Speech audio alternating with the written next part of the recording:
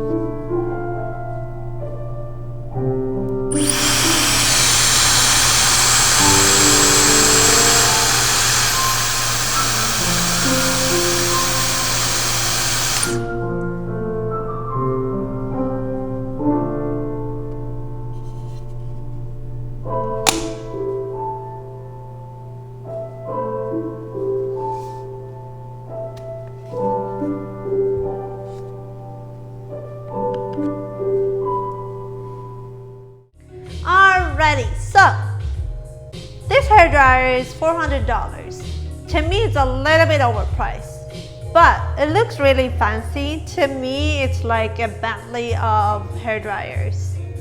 It's really light and strong.